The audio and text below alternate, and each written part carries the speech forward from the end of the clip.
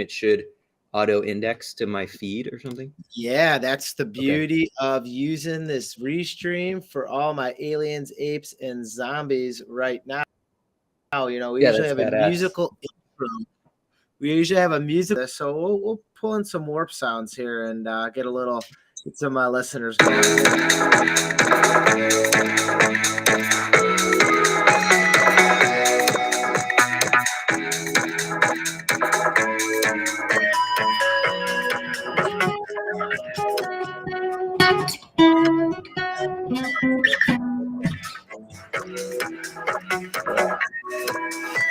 So Welcome all my aliens, apes, and zombies. And yes, we have a better, newer musical talent here. We have some awesome warp sounds in there, but even that, but better friends within the Chicagoland area over here. And let's just lead off that. It's 9 o'clock on a welcoming Wednesday, and we have the composer.eth heavy metal guitarist and what banking a lot of ETH a lot of ETH sales with your music abilities, huh? Tell us a little bit about it. Tell us a little bit about yourself. yeah, Novo, great to be here. Thanks so much for inviting me on, to discuss. Great to be here. And yeah, it started my journey about a year ago in music NFTs, just kind of minted my first one. I actually was working in real estate finance of all things, before. And I've always produced music and, honed my skills over the years, but just never really got the chance to kind of build out like a real model around it that was like, okay, this is like a realistic option, because that was always the thing. And Spotify is, it's a 0.0034 cents a stream. It's tough to be able to make that happen. And it would just wasn't like a logical thing. So, I heard about NFTs and tokenized art. It made sense immediately to me. And I got sucked into the space so incredibly quick, that I didn't really, I just kind of dove in like head first. It was just I was so fascinated by the technology. So my first mint actually was March of last year. March of 21 was my Genesis mint on Foundation. So that was like my early one of ones, and my first music mints were on the Foundation app. And from there, yeah, it just kind of blossomed into. I started collaborating with visual artists. We did, I've dropped a couple collaborations with 3D artists, 2D illustrators. Like the project I just have come out was collab with a 3D artist. And yeah, so it just kind of led me down a really interesting hole where I can just apply all my musical skills and production skills to people who were using them, like the artists. Like that was an organic thing where we were just kind of trying to get people's attention with our dope art, and being like, here, here's what we created.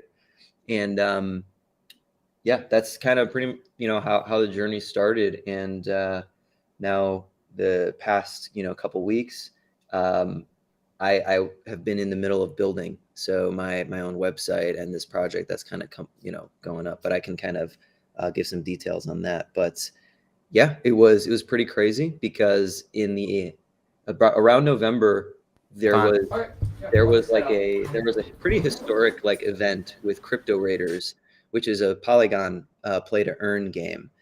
And they actually had the first decentralized music competition on Ethereum for an in-game Genesis soundtrack. So not yeah, and that's my website there where you're scrolling and you can see all my different sales and stuff like in one place. And that's going to be kind of the future hub for like my music NFTs going forward. Have a pretty interesting collector base, a mix of degens and just normal people who are passionate about music. So, but yeah, the Crypto Raiders thing was very interesting. I had two tracks sell for and that's actually those are at the bottom of that website. One sold for 2.625 ETH and one sold for 2.8. Yeah, those two at the very bottom there. So people that aren't There's familiar with it, because I have been dabbling in NFT music in a while, and like I'll use it yeah, for my intro and outro music. So like people are able to uh, support artists, be able to buy music to either sample or use on like I use on my streams. So it's very something that's actually pliable and usable, and actually you can use it. exactly. And yeah, because there's many niches in Web3, and like this has kind of been my like driver of me pushing like this narrative in the space, and like all the Twitter spaces I go and I talk on, because it like each musician's going to have a different context, and it's really easy to say, oh, kind of like put music NFTs in like a singular box, when really it's going to be a diverse range of things, right? There's going to be independent composers like myself who also produce, that can be builder contributors, right? Like I can write music for projects or for a specific use case, if a freelance whatever basis, or on like a collaboration basis. There's going to be other singer songwriters who just want to try to innovate how they tokenize their albums and their in real life experiences, and stuff like that. So I just think it's very fascinating, because we are seeing a lot of different artists come to the scene within the past like 4 months. It's changed dramatically. So I'm really keeping an eye on things, um, because I've also seen the amount of VC capital come into the space as well. I mean, we can talk about that too. So that adds another pretty interesting market like layer. Well, it's that knowledge is power, and you're getting like the framework of how music is working in converting from Web 2.0 to Web 3.0. Like you're saying, you have access to Spotify, but the amount that you actually get paid per listening compared to what they do is you know could be totally unfair. Now, when you're in this, I mean, a band is this band connected? Is this connected with? Is this more individual work right now that you're going to bring uh, Yeah. other bandmates in on this? How is it working with this? Yeah, so for the Aegis band project, right? So, I mean, Noxis is my independent artist name, but I mean, so anything I produce or I have like a credit on would just be Noxis, right? It wouldn't be Aegis Creator came from the band, because the band was the first kind of that was just like the first thing I did. That's actually just a duo project. It's myself and another co-writer, and that kind of just stems from our melodic death metal background. And we released actually our first EP before NFTs and stuff, and now we have just much bigger ideas, and it's something that, yeah, we're thinking really hard about, like this year, like what do we want to do in the alternative punk rock metal like community. And that will probably be an announcement like for later this year, but definitely Aegis, the band, is definitely has some things we're brainstorming just from everything we've learned over the past year and 2 months or whatever. Yeah, I mean, I've been doing my homework. A little backstory, I guess, on us is you and I met at I'm Not Art Space in Chicago, probably almost like a year to the date, maybe like 8 months ago, something in that range. Then I think we linked up there again at another what was it? Jeff G. Davis from Art Blocks, I think, was another. Yes, yeah. And then randomly, I see you out in LA, and we just cross paths at a party in the hills in LA at NYC NFT or NFC, excuse me, NFT LA. So like I've been able to track like just through IRL events, track not only now, not that I've been stalking you, but track what you've been doing. But like Yeah. you've been around the same exact circles of people that I've been hanging out in this space, and it just shows that you're 2 steps ahead of the game. You're getting in the proper circles, because I believe I'm in the right circles and knowing the right people in the space as well. So tassel hats off to you. And how about a little bit about the art behind this? Um, who's behind the art on this? Yeah, so it depends on the drops. I don't know if you want, if you scroll all the way up to like the first couple, I can kind of give you an overview. Yeah, so that second one with the chainsaw, that was by that was a Doom style collaboration. So if you're a fan of the Doom universe, you know, like the 1980s version or even the remastered version, that was actually, that collaboration spawned because that artist came to me. His name's Black Mass, and he's a 2D illustrator, and he really like, yeah, that's his profile there, and he really liked a track that I had posted or something, and he was like, hey, I like your music, I draw to visuals a lot, can we do something? And we had this, that drop was on Halloween actually, and it sold on Halloween too. It sold, like, there was a bid place about 3 minutes after we listed it because we did a private collector AMA. um, and someone was like really interested in it, and actually he's a good friend. He owns two pieces from me, both were collaborations, and he's a good friend of mine now. His name's Disoriented. um, and yeah, that was through the Horde, so that was based off of the Doom soundtrack, and I created an aggressive like metal style soundtrack with sound design and other instrumentals and stuff to go along with it. And yeah, all the guitar performance, like that's all me, like recording, like just I'm just playing the instrument and recording it.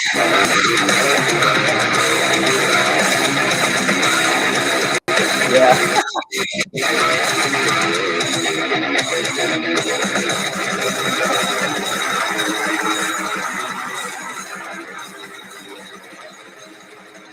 So your talent on the guitar is extraordinary because I have like some of my Oh, featured there's a guitar solo in there, I think somewhere. Yeah, there's a nifty lead section.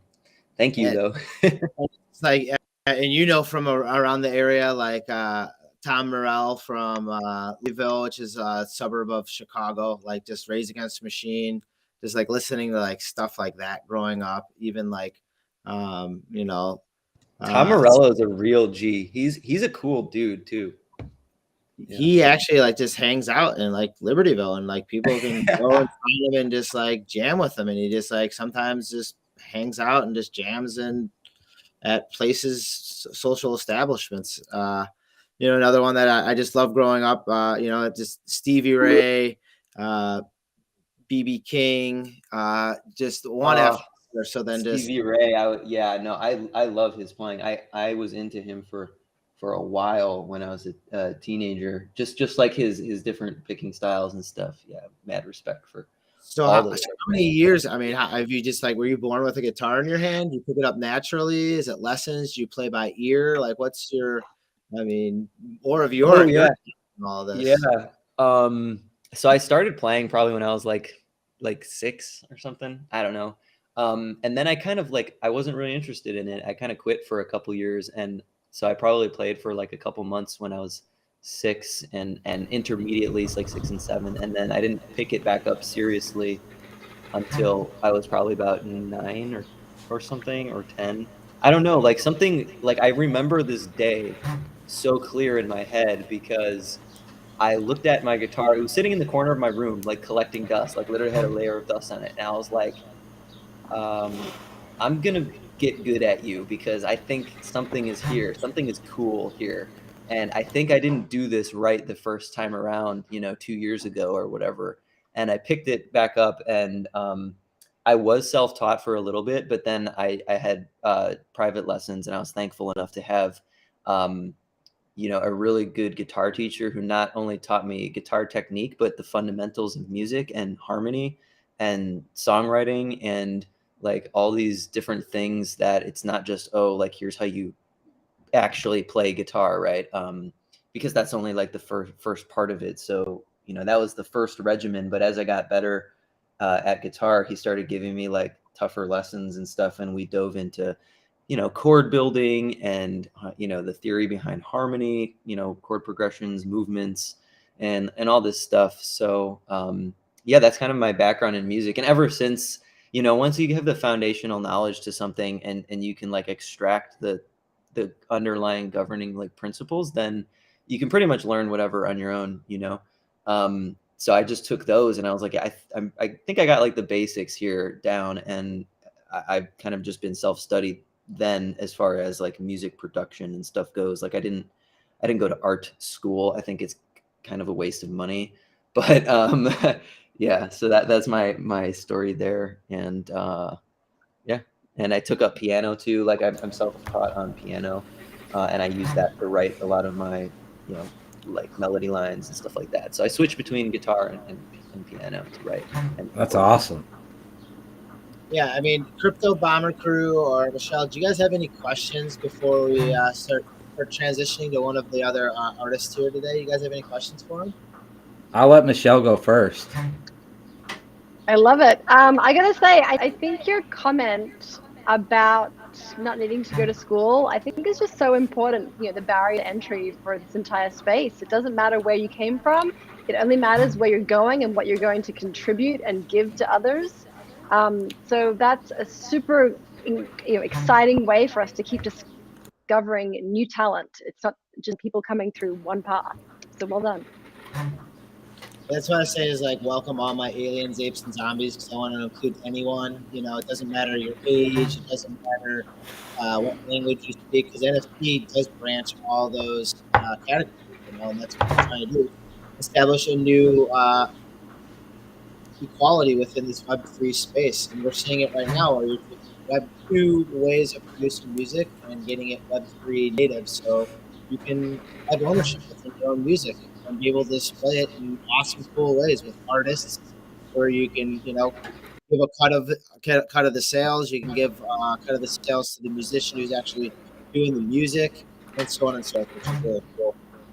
Yeah, yeah. I was gonna say I really like how you worked with the artist and used your music to inspire the artwork. That's one of the things that we're doing. We're creating a show that's like a concert, and we're having the artists who are musicians that create music give access to the illustrators and digital artists, so they listen to the music, create digital NFTs that was inspired by the music, and while that song is being performed, we're going to display that artwork on the walls. So it'll be like music inspired by. So I really that spoke to me a lot when you had spoke about that. I really enjoy the interconnectivity of everybody. Just like, oh, I kind of compare it to complexity science, right? Everybody's an amoeba doing whatever they specialize in, and if they just focus and be that amoeba and just do that thing that they love to do, we all, when one person has an evolution, everybody in the complex into biosphere evolves with them, right?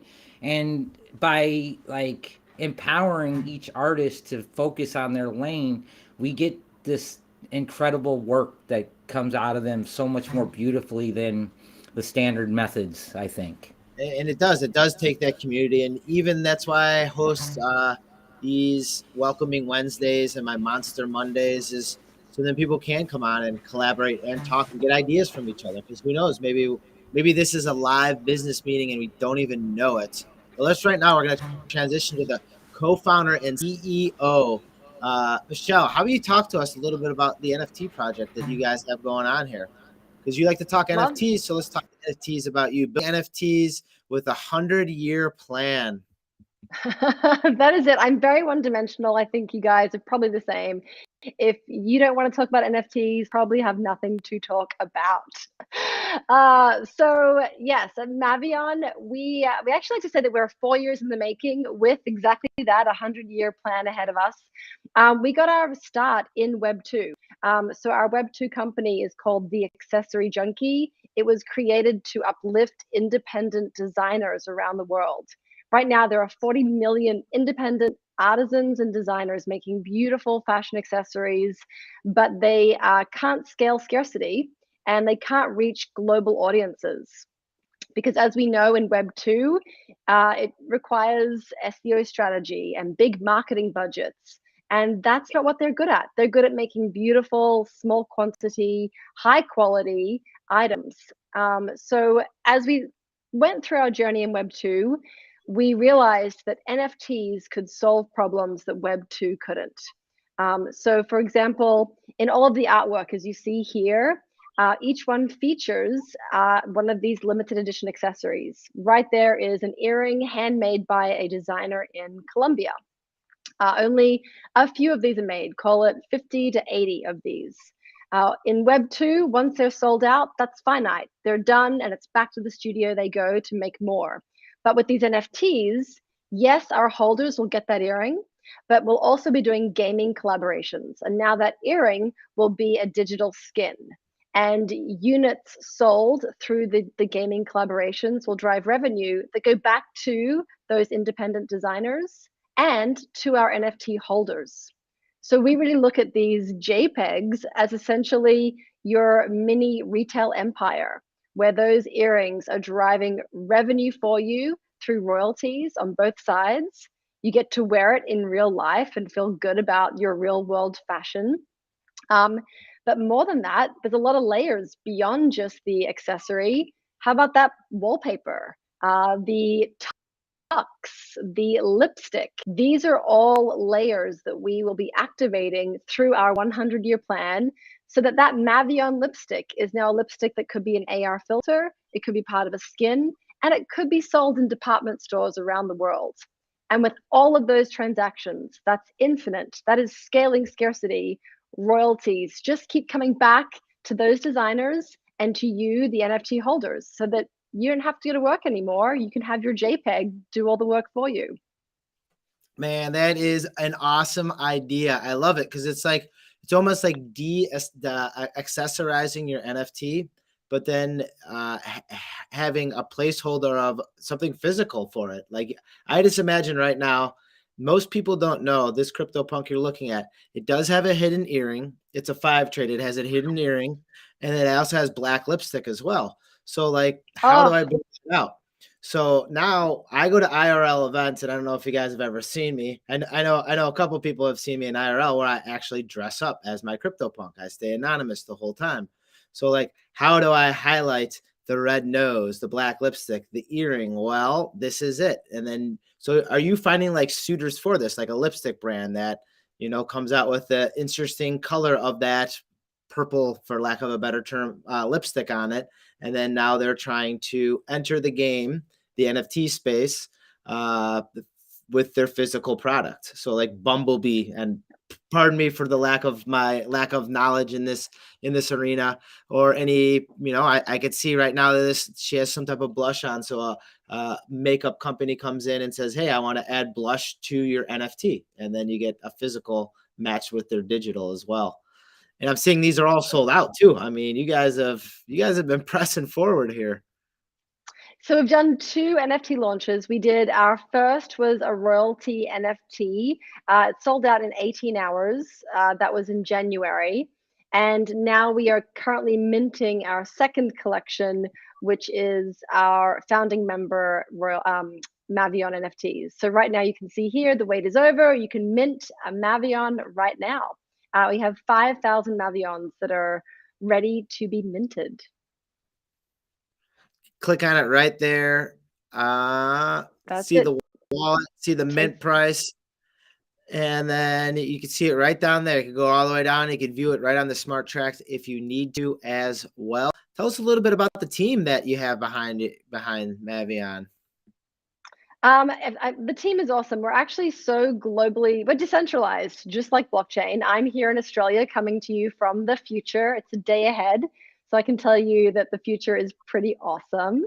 It's already Thursday afternoon here. My co-founder is in California. Our graphic design team are based in Norway and DC. Our back-end team is over in Portland. And we are currently getting ready to hire some new roles, which can be anywhere in the world. So I love that we are able to bring the best minds together, not just who lives in our city. Well, maybe I'm in Portland, as we all know.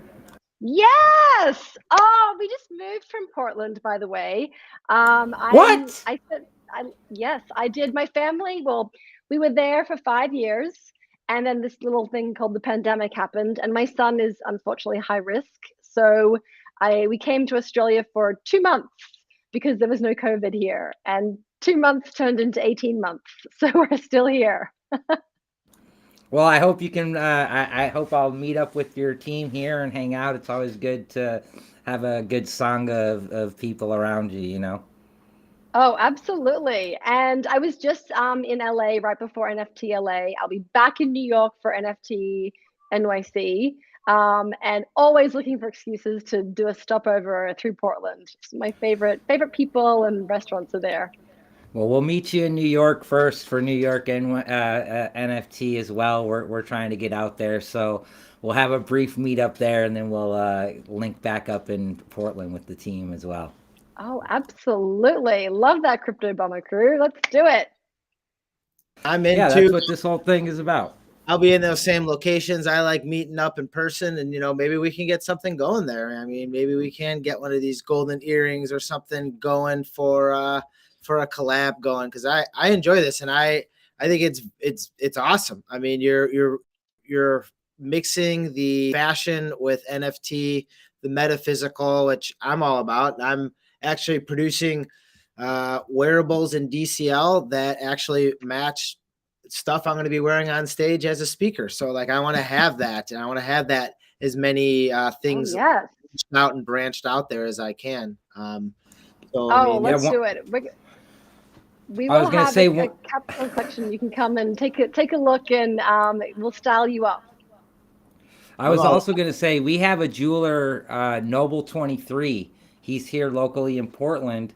He's going to be spray painting some NFTs and trade those in for his jewelry. He engraves meteorites. Oh. He does like gold and like diamonds and all that kind of stuff. So I'd love to get your input on that, because, one of the challenges is like the blockchain part of it, right? Like the smart contract behind it. I remember when I first did my first NFT on AB2 or A2B, and the notes was there, and I just put royalties 15% to the artist, thinking, oh well, it's in the notes. That's how it works. I didn't know. No, you have to have code laying, that actually goes behind that and facilitates these actions, and you need an oracle to do the physical, all the adding on after these actions happen. So I'd love to get your input on that. So we're trying to help artists be successful, and we're learning alongside of them, along with our viewers. That's the goal, at least, is to have access to people like yourself, Michelle, who've already done it, and see the value of bringing more people into this and empowering them, and just kind of pointing them in the right direction. So I'd love to chew on your ear on that. Absolutely. And I think to that point, it's really important to note that all the accessories you're kind of scrolling through here on the screen, these are made by 16 different independent designers from 9 different countries. They're beautiful, by the way. Yeah, these are dope. Thank you. Well, I mean, I give the credit to those designers. They're really extraordinary. Some of these pieces have been on the covers of Vogue and Harper's Bazaar in those local countries around the world, but they just can't scale to come into the US or to come into any other country outside of their own.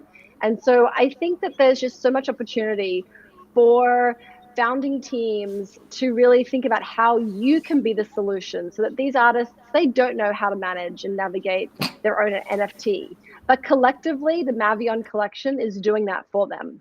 It's bringing them together. It's giving them access so that we'll create AR filters for all these pieces, and we'll create those gaming assets, and they will still get all those royalties and benefits forever. And what I really get pretty excited and jump on my soapbox for is, Web 2 created a world where every artist was basically a starving artist. And it required so much infrastructure to break through. Big marketing budgets, agents, galleries, retail deals, and to scale in Web 2 meant to mass produce. But in Web 3, none of that matters. We can really help them create a livelihood out of 50 earrings, because we can create millions of digital assets, and those royalties will help them in perpetuity, as we know, build a team and keep innovating and turn those side hustles into real careers.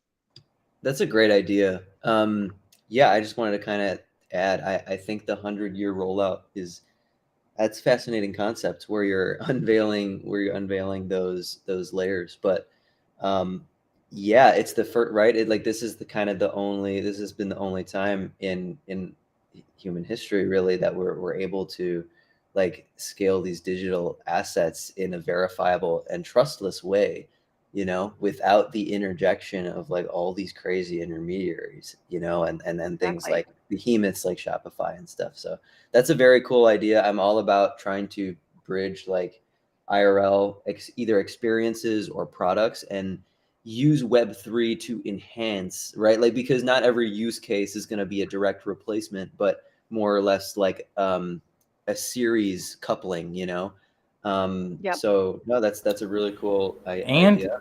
And as an enhancement, it doesn't necessarily replace everything, but it's an opportunity to enhance. It's an opportunity to empower the super fans, the people who follow every time, send every message, want to support you.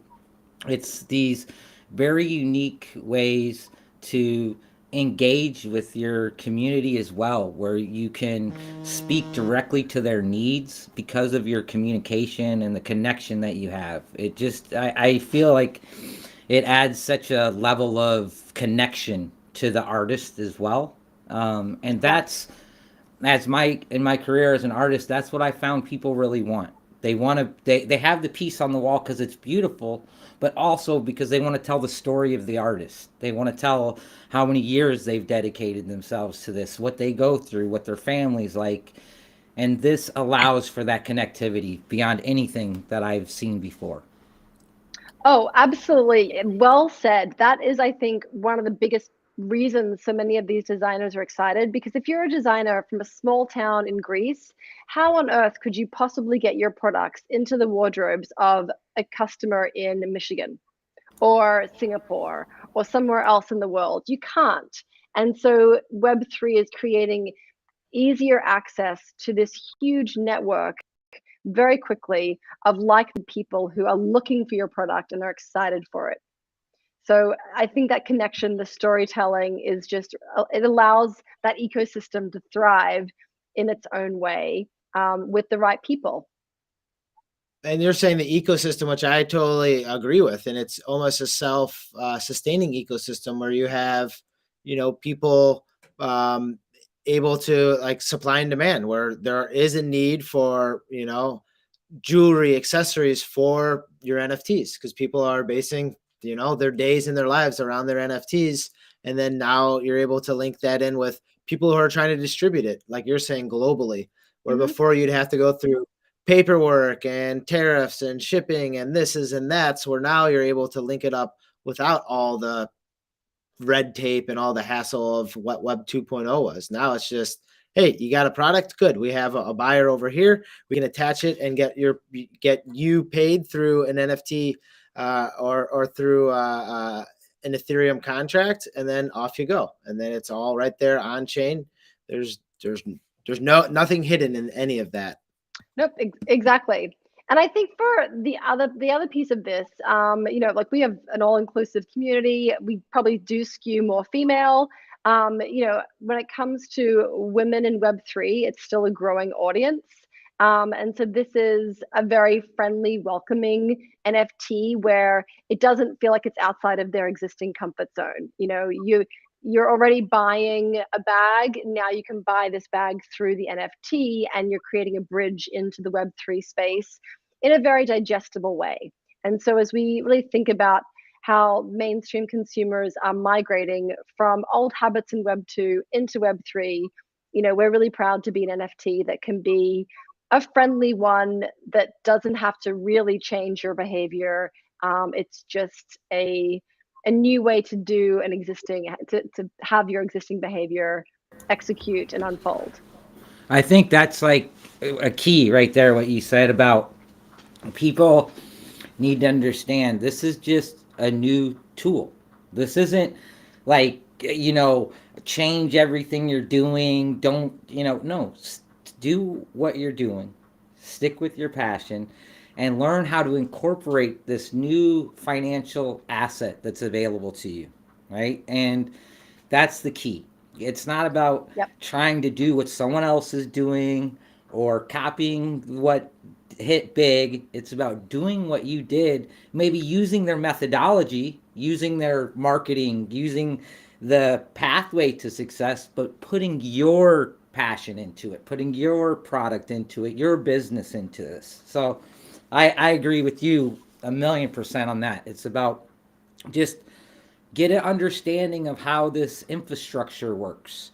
What are the pathways and how do you mitigate them, and or who do you communicate with who knows that, right? Like finding someone like yourself who's been experienced with it, has some of the smart contracts, and can streamline your path to understanding this new asset. Yep, exactly. I kind of joke sometimes that if this was the 1980s, we'd be talking about, Dunkin' Donuts franchises and Subway, McDonald's as kind of that was the way to drive generational wealth and invest in your future if you were an early entrepreneur.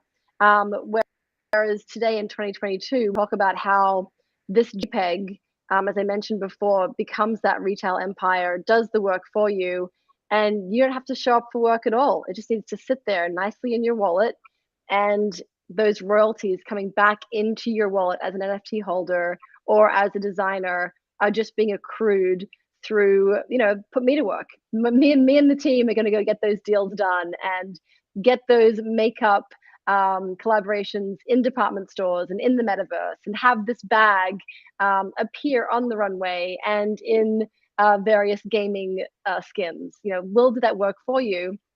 You just have to hold it. And I want to give everyone this opportunity to just create financial security.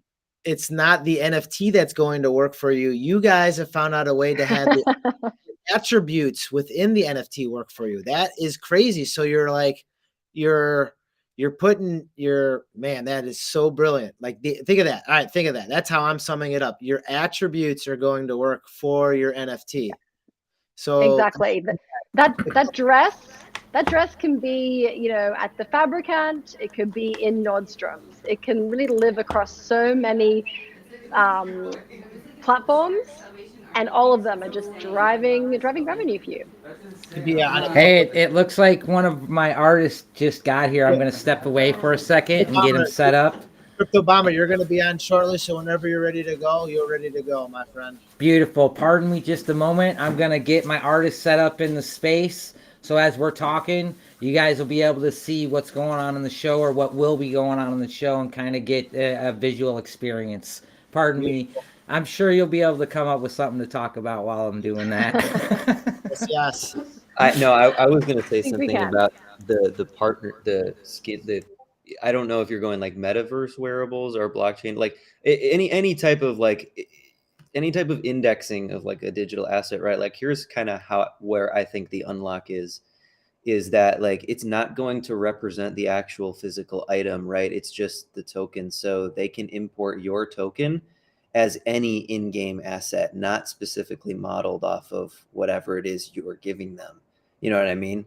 And then that can, because it doesn't matter, like the metadata that's the NFT, right? Like the visual asset, the visual of the NFT is just metadata attached to the token, right? And that metadata doesn't need to transfer over. All the wearable company or all the gaming company needs to do is register that token without the metadata and pretty much like link it to any of their already existing in-game assets. So that gives you the utility without like, oh, can you make a specific like thing to import this into your game? So I don't know if that was a thing, but yeah, I don't know. I just figured I'd add that in there. Noxis, I love it. Yes, that's exactly it. And I think, look, none of us can read the future, but we can see ahead the next maybe 3 to 5 steps. So for all of us who are, sitting here with our NFT creator or founding team hats on, it's about it's basically like forward thinking, spatial thinking. The idea that, you don't know when you dump out a bunch of Legos what you're going to build, but you'll need all these bricks. You'll need the red and the yellow and the black and the weird little doohickeys that everyone knows the names for that I don't. And so we're just putting all those Lego bricks on the floor. And as the space evolves, as the audience needs and interests change, those bricks are ready to be assembled in various shapes and forms so that we can really keep innovating and keep driving value into our designers, and I think just the ecosystem in general. Right now, I would bet that all of us are sitting here on our screens sharing at least one common mindset, and that is this: there are absolutely no guarantees in Web3. We're not doing this for financial gain. We don't know what this is going to look like, but we know we want to build something. We all want to know, what are we capable of doing that could innovate and create something so cool or interesting or improve the lives of others in some way. And I think it's that hunger to know and that curiosity for what are we capable of that is creating such instant connections. Like, Crypto Novo, I've never met you. I can't wait to meet you in New York City. I feel like we have so much common ground based on that alone. We will. Hey, can you step? Go ahead. We got you, Crypto Bomber. All right. And we will. And that's what it is about this space. And that's why, Noxis, and talking with him is like, he's so passionate about that because he can bring what he's accomplished in the space to musicians and give them a form of getting involved without having to go to a music studio and go through producers and put stuff on Spotify and do this, do that, where you can now present it globally, worldwide, with a click of a couple buttons and get those collaborations going. And that's maybe the next step that you guys do in your evolution, is link all these to a music or a soundtrack. So then these fashion designs are linked up to some type of, music, beat, etc., etc. Because I view it as like the hair color on this. I mean, the hair color could be significant to whomever, major brand coming in who wants to do hair color for different hairs that you have, the Joker green hair or whatever you want to call it. I'm just fascinated about it. Exactly it. I, one of the things that I can see being really amazing we'll talk about what's happening on screen here in a second, but all of those attributes I have just got a new teammate. He hasn't signed the paperwork yet, but he's used to be the chief analytical officer for IBM, and he has 50 patents that he's filed through IBM. But we're working on some augmented reality where those attributes you could put on yourself, and when people have augmented reality glasses, those attributes would be what you would see. So like, you could take some of these assets that you're making and you could put them on yourself. And then they might not actually be there physically, but when people who have augmented reality glasses walk by, they see those attributes. So we're going to be doing something with graffiti and stuff, but I could see that being very received very well. So what you see here, I was on a panel at NFT LA, and one of the speakers on the panel from Frogland had a portable VR that was in your pocket, and then the eye goggles were like glasses, so you can see through the glasses and then see the AR on human IRL. It is ridiculous. Yes, so, I love that stuff. It's exactly what you're talking about. Yeah, that's pretty sweet. And he had it in his pocket. So later that night, we go to see Steve Aoki for the after party for the speakers, and you could put that on, and Steve Aoki's on stage with whatever skins they had drawn up. He had like dragon wings or something on, and it was I was just gonna say, with the guitarist, you could do that same thing. Like, your guitar could be overlaid with the sick augmented reality guitar, and everybody in the audience could see that. It'd be like it's so a huge guar guitar that's like 6 feet long that has flame. Guar. Yeah, dude. Yeah, and like effects, like sparks fly out. VR and AR is like a game changer for performances. Like, because look, I was just in the Wicked Cranium space, and like, that's their whole model, is like building out these insane experience with like big bands. Like, they're working with like Avenged Sevenfold.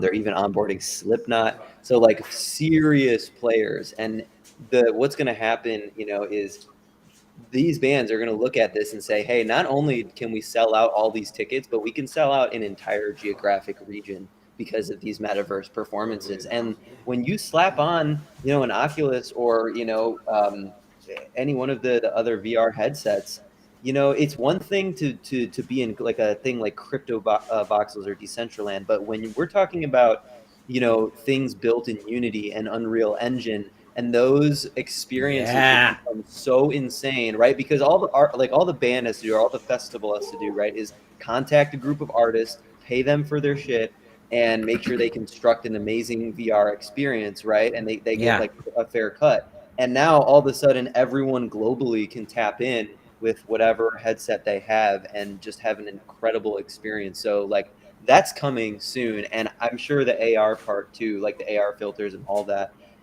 I mean, I'm so excited about it too, because it's the technology is getting there. Like we can see it kind of unfold. So it's Watching it now, pretty right amazing. now. I want to wrap up first with Michelle. Anything you want to, say, maybe a quick little elevator pitch before we start talking with the Bomber crew here. But let's finish up with Mavian World. What do we got going on? We got the minting that we saw about right here, and then the partnerships that you have with the physicals and then the digitals as well. That's it. I'd say, if you haven't got a Mavion already, go mint one and come join our crew. And then in New York, we're opening a blockchain bar in New York for the whole week. Think of it like the Genius Bar at the Apple Store. If you are still curious about what are NFTs, what do I do? Want to talk to somebody about your investment strategy? Want to just have someone to hold your hand and navigate the space? You can book a session with us at the Mavion Blockchain Bar. We're going to have panels and workshops all day.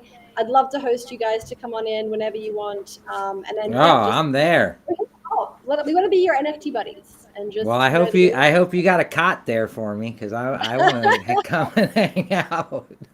I prefer hammocks. They swing. They can rock me to sleep. Thank you very much for joining. My pleasure. Yes. Thank you, guys. Feel free to hang out and ask questions. And this is not actually real spray paint we're seeing here. This is if you could tell. Well, how about you run us through it? I mean, you're there. Yeah. Let me give you a breakdown. What you're watching right now is kind of like a little preview of what Crypto Bombers Crew show is. So we have Seed right here, push limits daily on Instagram. And what you're watching him do is kind of lay out a base, right? He's just kind of laying down some letters, playing around. But he's in virtual reality. He's in the metaverse right now. And you can see him swimming right across the screen there. And what is cool about it is we can engage with our audience in a very captivating way that gets their attention and motivates them to learn. Okay, that really what Crypto Bombers Crew is a live mixed reality educational talk show disguised as a live art show. We utilize artists and their talents of entertainment and engagement to inspire, right? Because one of the biggest drawbacks with this scene right now is it's complex. You can't say that this isn't like, it's like simple. It's not there yet. And to get them to want to learn, we have to give them something exciting, something that they can see tangibly and motivate them. We want to get the youth involved. We have big community outreach aspirations. And so this is the key in our mind, is having something like this that showcases the artist and also keeps it true to the art form. Many of the street artists have massive apprehension into getting into the NFT game. One, there's just tremendous amount of no signal from Elgato. Oh, hang on one moment. It looks like my camera turned off from the time limit there. Pardon me just 1 second. Actually, we'll blame it on the UFOs that often get in the way of the satellites and home base here. So not a big deal. I believe it. They're out to stop us. fix that Hang camera. on. I'll fill in here. So I mean, that's what it is. And I have tons of street artists come on the show. At Exer Art come on. Laurel Masna, he's been on a whole bunch of times. And this is another form of where, you know, people that are prolific street artists, Gadzoo to the moon from like the 1980s, now they have a chance to resurface their art and actually present it and portray it, capture it, and then monetize it and sell it. And within this space is what happens is street art doesn't always live forever. Like, unfortunately, with wars, things do get destroyed. With Mother Nature, you know, simple rain elements. And then obviously street art, if it's in an urban area, sometimes just gets painted over. And so to have that captured now, have that stored on blockchain capabilities, and then now here you're seeing, if you want to call it a cleaner sense, if you view graffiti as something dirty, I view it as art. I love seeing it. I guess unfortunate for us, Noxis, is that in Chicago they do a great job of cleaning up graffiti. It's one of the cleaner cities that they do clean up graffiti rather quickly. So I don't get to see it that much, but when I get out to LA, when I get out to New York, they embrace it. You know, even in Denver, like it's part of the makeup on the walls, which is cool rather than just seeing brick all over the place. It adds to the Well, experience. look, it's important that sometimes you have to, I remember when I was first started doing this in, wow, 1996, okay? And my gym teacher was like, "Oh, what the hell? What if everyone went and tagged on everything?" And I told him, there'd probably be a lot of crap out there, but there'd also be a lot of people who discover their artist and discover they're passionate about creating things and about and find new ways, and the world might even be more beautiful. And that's what has happened right now is, we have organizations like PSAA here in Portland that work with business owners, and they work with graffiti artists, and they provide them with an income. They pay them to go out and they manage all of that part of it. You're never going to make it go away. It's an art form that's been discovered and embraced and is always going to be sought after. So now it's, how do you do it in a respectful way that allows everyone to keep their values, right? Not everybody does want to see, stuff everywhere. And I can understand that. It's about having a balance and a communication to allow for growth and also for collaboration. If you just have yourself closed off, you can never grow. And so it's really about providing the resources for this to be a positive thing. Back when I was doing this, when I first started as a kid, I was a shithead. I was not like, I was a good person, but I was out stealing spray paint all the time. I was out, tagging on shit. I was skipping school. My energy was not directed in a positive path. And when you don't shun somebody for what they're passionate about and what they find joy in, and you embrace it and you turn it into a positive thing, that allows the person to be themselves. And that's what we need. We need people to be who they are, to chase what they're passionate about, when they're passionate about it, and to feel like they have a place to be supported. Real human needs. You're able to express yourself, and that's the important part of it. And that self-expression is not hurting anyone else. It's a form of art, and I can relate. I was a teacher, and I actually was a gym teacher, and I did have people explore these things, and I wanted people to do that because I was the student in the classroom who was bouncing off the walls, who was told to have a seat, pay attention, where I wanted to have hands-on and do things and play and doodle. Like right now, I have a pen I always play with. I always have to be doodling and playing and creating myself. So it's all like-minded individuals that are creating this space, and having that outlet where you can now have that creative energy. And then now you yourself are becoming the teacher. Because if you're using your past experiences, and how about you teach us a little bit about how you got into virtual reality art, and how to actually stream it. That's very all. This is very difficult technical stuff. Oh, thank you. Yeah, I have been in the cannabis trade most of my life, and I helped with its legalization. I brought the first pharmaceutical grade extraction equipment into the cannabis industry. And 6 years ago, I separated from my partner, and I went through a big custody battle, and they kept bringing up my cannabis as a negative. So I stepped away from cannabis, and I turned into my artwork, and I started doing projection mapping, and then I started doing virtual reality and virtual production.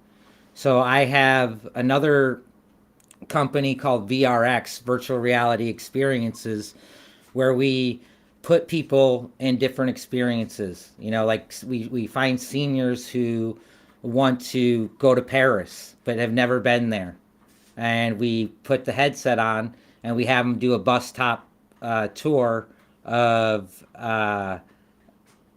oh, absolutely. So we do a bus stop tour, and they can go around. So then maybe 8 months ago, see you later. Maybe 8 months ago, after 6 months of my friends pestering me and my brother and my people I love, being like, "Man, you need to get into this NFT thing. You'd be great at this. Like, this is amazing." And one of my buddies just kept hitting me up, and I was like, you know what? I'm just gonna get my headset on, and I'm gonna do a couple tags, couple algo tags, and I started minting them. And before I was done minting the third one, two of them, the first two, sold. Wow. And I was just like, holy crap.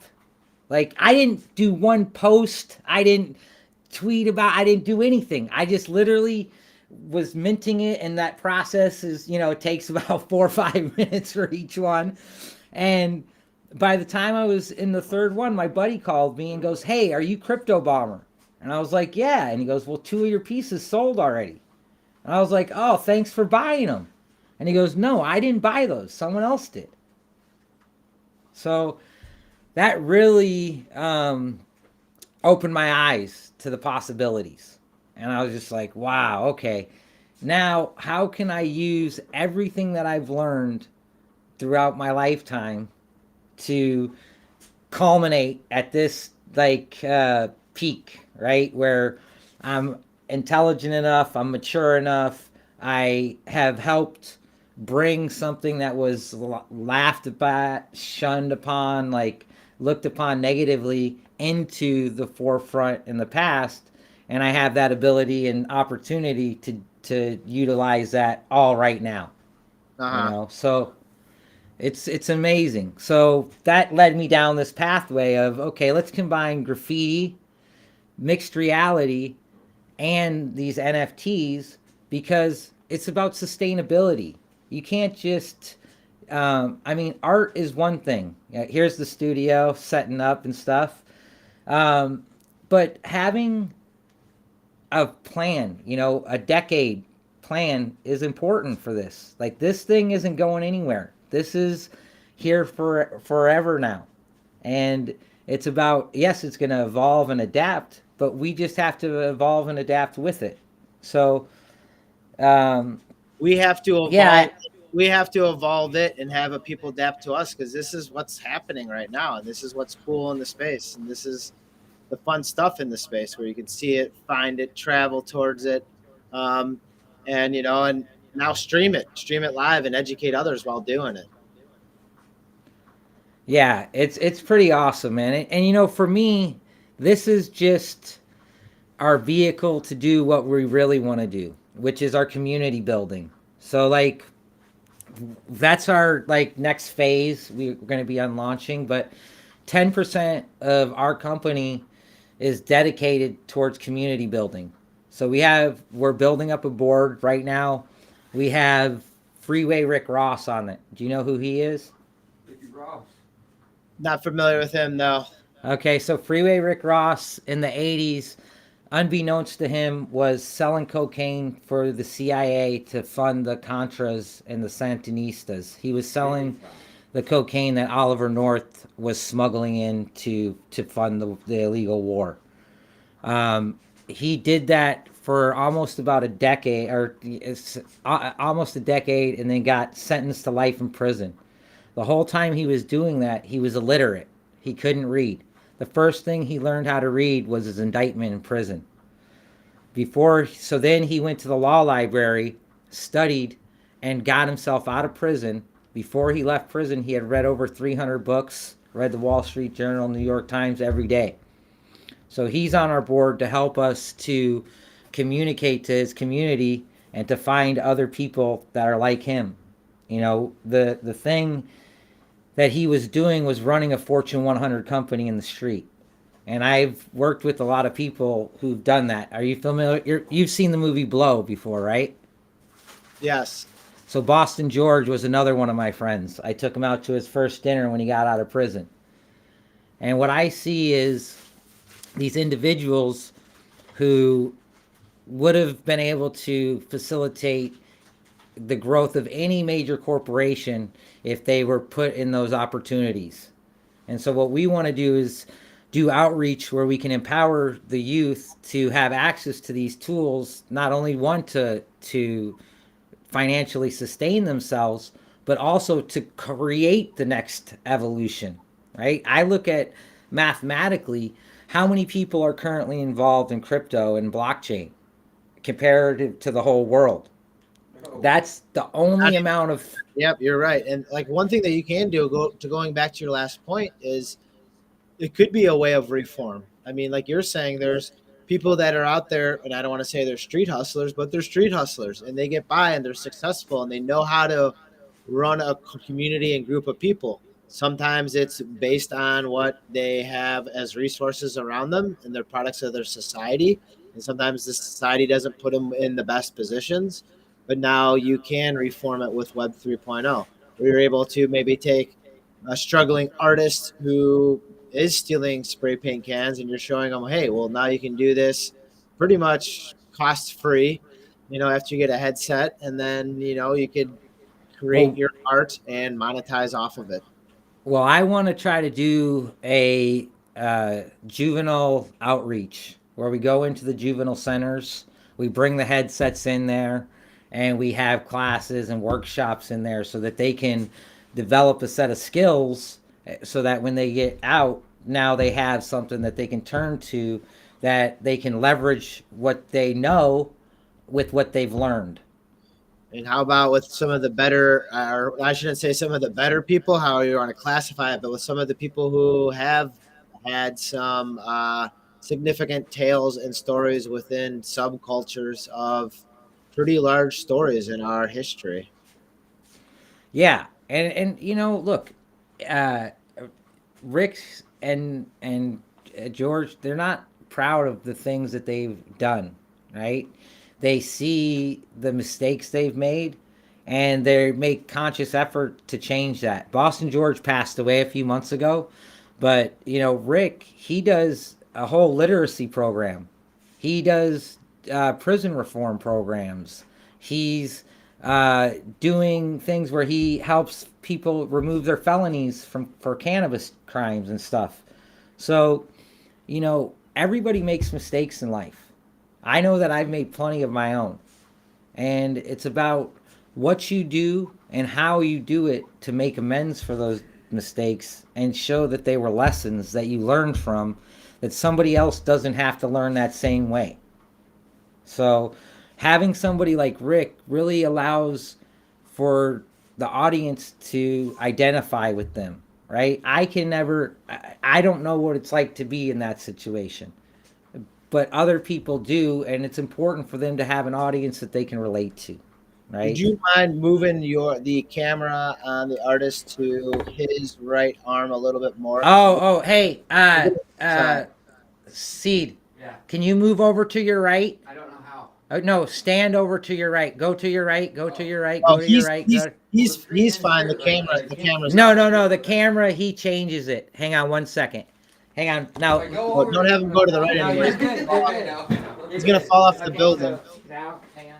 Turn this way. Yeah. Now, it's okay. That's pretty awesome. I think that's a really cool idea for Twitter Spaces too, is to have like a live art unfold while the conversation is happening, right? Like that's pretty cool. I'm gonna think about that. Turn to your right. I mean, even like playing, you playing a show, and then people can tune in. Now where's with the wall? The AR. Okay, so Dude, I've been doing that though. I've been just playing guitar at the beginning of my spaces and stuff, just like just improv. Keep your head that way. Look up Yeah. like that. Yeah, you should. It's there's been open mics too. There's been like open mics where producers would have like a beat or whatever, and people would freestyle over it. Hang on, now let me see what the camera angle is, because then you can warp. Do you remember how to warp? I'm trying to figure out how to save these colors because I can't find them now. Okay. We're here, don't worry. So, let me see. Do you remember how to warp? Okay, over here, is that pushing an arrow? Yeah. Now warp to the Is wall. this camera? This is AR filter, yeah, right? This is AR filter. Now There you go. is That's it perfect. Right there's perfect. Yes. Okay, hang on. I'm just trying to see the camera angles here. Holy shit, it's so You're solid. Okay, you're good? That's good. Okay, So what he did there is he used. there we go. So, the way that it works He used is thumbstick that... there's a hop button, so you hop around on different things. So like if you use paintball, for instance, so you can go out and paintball, so you would hop to different locations on it. So that just like moves you on it a little bit, so then you can get your distance with it. Hopefully, it didn't throw off his. No, it's the thing is that hit the B button real quick. It's the one above the warp button. Okay, did that help? No, step forward. Nope, go forward. Go out of bounds. Now hit the B button. Okay. Well, it's so far now. So now warp to it. No, back up, and then warp to it. It's okay. You can just warp to where you need to go. Well, So now so it's like sideways or something like that. what's that? Like the wall is not where it's supposed to be. Like this isn't my piece right here where I'm touching. Oh, it's not your piece? No. Oh, Just- it's weird because It's in the air. okay. Go ahead and line it up to where the wall needs to be. And we'll see how it... So one of the challenges is all the acclimation of positioning yourself, warping around, because what's happening is the camera's position is based off of the headset. So what I've tried to do is create... I get the camera position now. I thought this was an external camera we're looking through. It is. So here's how it works. So here's where it gets the technical side of this happens. Okay. So what's happening is there's an external camera that is outside that's capturing him. And then I have take that data. Hang on 1 second. My artist, I can tell, is getting frustrated. I know. I could see what his problem is. He can't get the right angle on the wall to actually produce. I get it. So are you're on my level? It's painting over the piece, but where your eyes are, hang on. I'm gonna try to go in there real quick, and I'll have him come over and talk to you guys for a second. Sounds good. Oh, there's birds up there. Hey, come over here and talk with these guys, and I'll try to play with that. Go ahead and put on the headset. Go ahead and introduce yourself. Grab your beer, yeah. Yeah, I'm lost in that thing. Here you go. Welcome, that wel- thing is. Okay, so Welcome. how's Grab it a look drink. now? Boy, get your whistle wet there. Hell yeah. Oh, I okay, see. what I you're know saying. exactly the problem you're Okay, having I see because what you're you're saying. off just a little bit after I had you move before, and Yeah. I'm You need familiar that. with Okay, using okay. Oculus, gaming, and all that. Not really Here producing we go. art. So how is it like when you're in there? Is it take time to get used to? Or are you pretty? familiar? Well, with the actual controls, you can actually tell the pressure of the can in the cap. Like, it's almost spot on for if I were to be painting a mural like outside with actual spray paint, it's got the pressure sensitivity on it is pretty dope actually.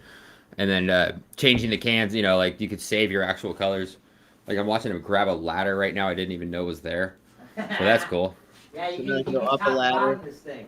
Yeah, but I mean, just like finding your area and where you're at, and getting used to having it on your eyes, and like, you know, just focusing and stuff's a little difficult for a second, but you know, it works. Yeah, you just got to get your bearings, you know, once you hop in there, and then once you get in there, that's the problem I have with it. Here's the biggest problem I have with it is once I put it on, I usually don't take it off till the battery runs out because you're just like so entertained throughout all of it. And now you're saying like the C and the E more. Like you're saying like the pressure of like holding the paint can too. Oh, I just dropped the ladder. That's funny. And just like push on it so then you can get the different color aspects of it that you're trying to achieve. You know, if you're trying to blend it or if you're trying to make it fade into a different color, it's amazing. Yeah, definitely. That sensitivity.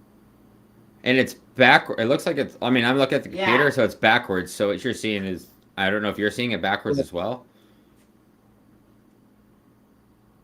But yeah, no, yeah, it's definitely. Mirrored it.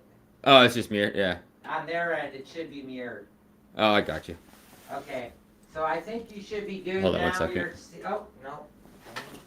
The D is supposed to be where the wall, right where it ends, like where it's supposed to almost overhang the wall. There's your corner. Okay, it's close to it. Yeah, I did put it over a little bit. You should be able to work at least to the C. Yeah, no, you're good. Okay.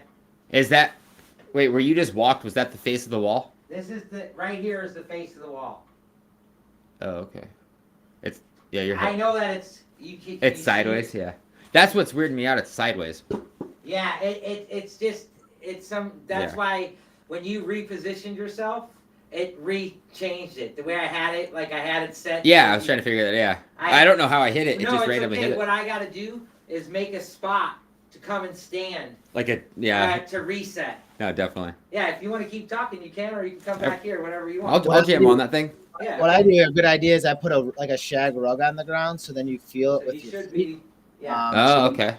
If you're like out of bounds on it, or at least actually, that's what I do when I paintball. So then that way I'm not running into a window or something. That makes sense. He's talking about putting a rug there or something. That way that's what I was saying. A little spot. Yeah, paintballing. I'd imagine I'd run into hella shit. I'm gonna have you hop back on there. We're gonna give you 5 more minutes. We're gonna wrap up just because I have to render the video at the end of this. So hop back in there. Let's see your craft at work here. But I definitely have you guys. Yeah, definitely. Here he is. He said something about having like 5 minutes or something like that. He said something about having like 5 minutes for something. Oh, okay, cool. We'll just switch out here. That's pretty sweet, though. Not gonna lie. Yeah, I love that. I just love actually able to see it. I'm more fascinated with the text out of it, having this all and having it seen and like streamed. That's just like sweet and dope. You know, I mean, that's tough to pull off. I'm gonna put a 5-minute cap just because I have to render the video, and I know he won't get done with the whole thing on it. But I definitely want to have you guys back on and like go through one of these shows and have this thing go and have through. Now he has a mirrored image on it, so we're looking at him. Yeah, I think he's. Yeah, black. I think something he did. Something just switched. Hey, to come toward. Go to your left. No, to your left. No. To stand. Back This is up. awesome. I love this. Back This is up. so great. Turn to your right. He's in the wall. Now hold that button down that I showed you. The B one? Yeah, the 0 one. Yep. It's gonna change the view on him. No, the one that's on the bottom right that you kind of hold down and it resets the viewpoint. Because right now, for some reason, you're behind the wall. Either way, we are the wall. Right? It's kind of cool. We are the wall. He's in the wall. He is the art actually. Yeah, you are the wall right now. You are the street art. He's one with the street art. You've become. Look, see, there you are. So, thank you for having us on. You know what I mean? As you can tell, I'm a chatty Cathy, and I'll be happy to come back on and do some stuff. I'll have my artists get closer through, As you can see, the fun thing about this is it takes a while because it's not like on Illustrator where you can just fill it in. There's no erase button. There's no back button. There's no fill tool. There's no straighten. There's no pen tool. It's true to how it is in the street. I guess here's a question for you because I don't know anything about it. How long would it take you to do a normal mural like this? Let's say like you weren't rushed, like you're not looking over your shoulder like the 5-0 is coming after you. Like how long would it take? Like that looks some like of these by 20 feet. How long would a 5 foot by 20 foot take for well, that all depends on the complexity, right? So our average stream, like our minimum layout is 3 hours. So it runs down like this. We open the show up. We tell everybody who's going to be on. We have several guests that come on as we interview them along with the artist is here, kind of like what we're doing. And then we have little comedy skits in between. We have some comedians who are coming on. And we have blockchain specialists come on. You know, we're going to be having the Algorand community developers supposed to be coming on as a guest. We have Delphin out of France who's coming on. He has a bunch of the Web 3.0 resources available to people. So we're going to be, you know, some of these streams, they might be like 10 hours. You know, because I can have what happens, yeah. Yeah, because that's how it is. You know, we're going to be having a barbecue going on here. We're going to have, like, there's smoke here. There's stuff to drink for the artist. It's like being out at the wall. So now, is this an invitable complex where I can go in there in VR and hop in there? Yes. Not only can you hop in here, but you can hop in on your VR headset, but we won't see your body. We'll see your hands, and you can collaborate. Interesting. So we can even have 4 guys here on site doing a piece together. So now I'll hold the ladder. Can I hold the ladder? Yeah, that's pretty cool. That's like, yeah, that's some instant collab. Like that's some Web3 like collab right there. So we can technically do this. You can invite us back on for a show later. Okay. We could have this art being maybe tagged as we use for wearables for the Mavian.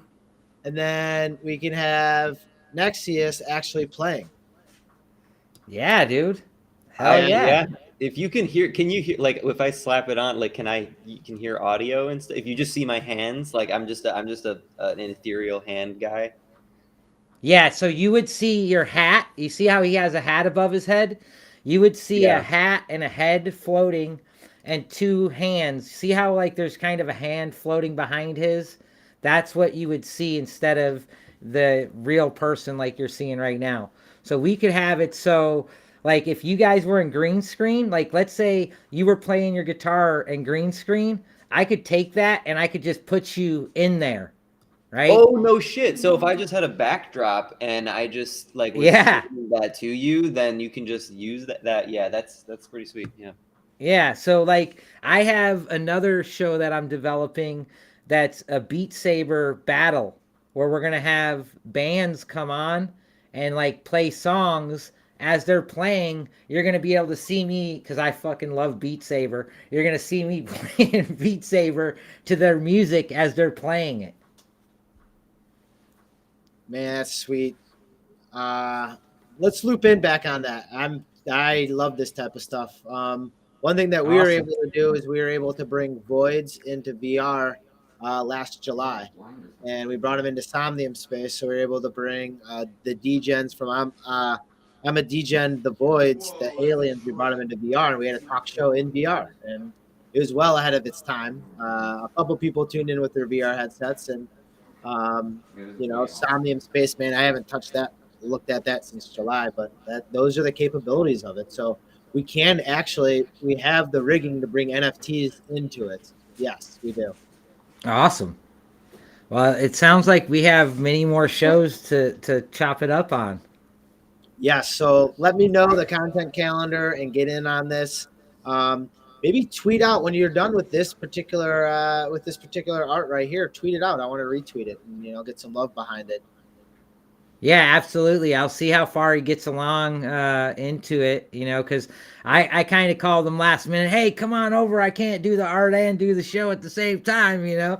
But we'll see how far he gets through it and stuff. And I'll probably try to live stream this on Twitter again, and I'll try to get a You can photo. definitely do both next time. You can just take the headset you're wearing and put on the VR headset he's wearing and just live talk action tag at the same Well, time. I'm actually setting it up right now. There's a thing called OVR that's going to allow me to see my chat overlay on there. It's going to I'm going to put my stream deck on my arm and be pressing buttons. I know how it is, man. That's why I want to hang with you. I got to learn some of this stuff. I want to. Yeah, I was looking into OVR too for like some VR AR things as well. So it's good to know that people are using the same thing because it appears to have a good name in the space. So. OVR is solid. It's a paid for thing, but it's worth it. It's not expensive by any means or anything like that. It's like, I want to say it's like a few dollars. And it's just a little bit better. I like it a lot. You want to warp to where you want to go, not walk there. I'm trying to get a bigger studio space. Right now we have. Well, he did that warp thing. It looked like he teleported like from the future or something. Like that's the kind of stuff that's cool. Like you imagine you're just like warping around and like people are just looking and it looks like completely real from I'm sitting in just like my workspace, but like him doing that warp thing, it looked real. I thought like the dude just like teleported. It was cool. It's amazing the quality that this thing is getting to, and it's based off of cell phone technology. So the evolutions are happening just as fast as the cell phones. I mean, these Oculuses, that's pretty much what's inside of it is a cell phone in there. So the first couple of generations, it was cell phones. You'd plug yeah, it was. Yeah. Like, you'd pick the old, whatever they were, and you'd plug them in, and that's what it was. Yeah, I remember you flap it down and there's your screen in front of you and boom, you're in. You got it. And that's what it is. The technology is getting faster and catching up, and it is going at that speed, where it is going to be you plug your cell phone into a very small pair of glasses and you're able to see things in VR and in IRL.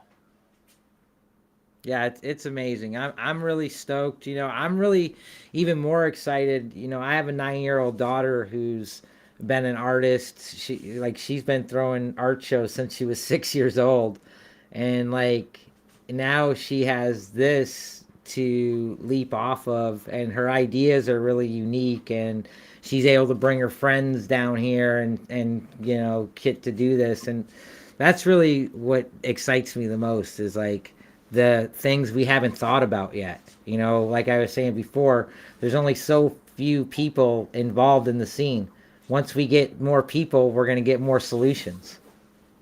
That's what it is, the solutions, so then we can make this thing equal for everyone. We're going to wrap it up here. Thank you for your time. I want to get definitely back on, and, maybe I'll be a guest on your show. We'll get something like that. No, I would love that. And Noxis, I'd love to have you on as well and stuff, man. We're, we are trying to educate everybody who's viewing. Not necessarily, they don't have to be graffiti artists. They might be musicians. They might be, other artists. So we're really trying to have an eclectic viewpoint and perspective on our platform. And that's what we're all trying to do in this space is get the options out there to everyone in there, and now this is awesome having street art, music as an art, NFT as an art, IRL as far as fashion as an art, and it just incorporates everything. You can check out the website right there, Crypto Bombers Crew, Bomber at Bombers Crew, and that's crew with a K. Awesome stuff. Thank you. And our website, I'm new to web publishing, so I thought I was going to publish it today and it was going to be ready and stuff, but our website should be up, cvcrew.com. I'd say in the next however long it takes to publish a website. So you have to forgive me on that. There's nothing to forgive. You gave us cool visuals today. We'll get that website up and going when you got that website up and going. I want to also thank the other guests. Be in World, awesome stuff.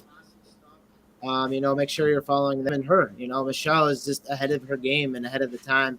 Her and CEO. I also want to thank Maskey for listening. Maskey, awesome stuff. Thank you for listening, like always.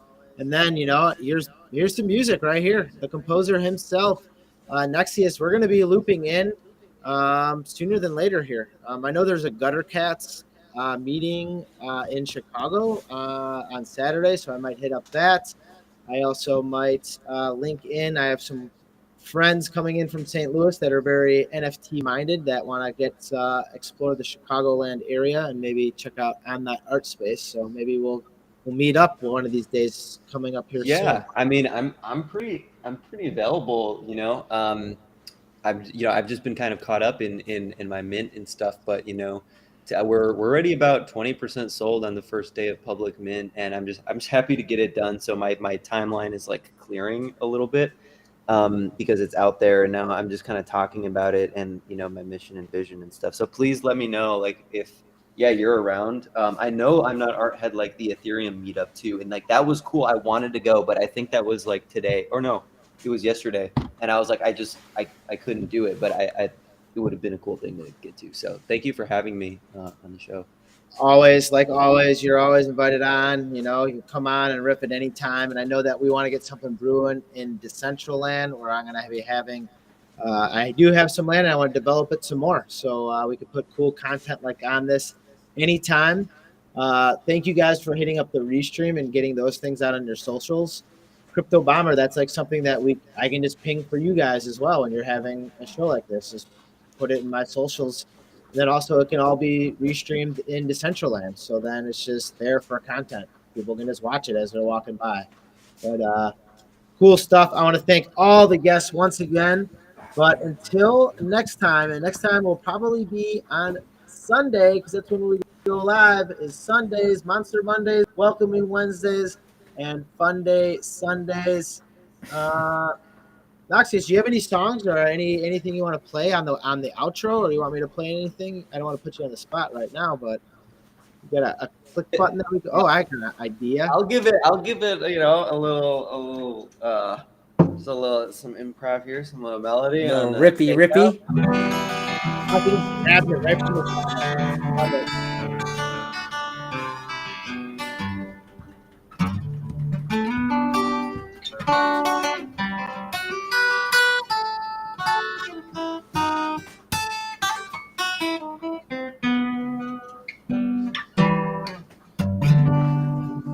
Hey, that's Crypto Novo. Let's go. Stay positive and love life. Peace. Peace out. Thanks. Good meeting.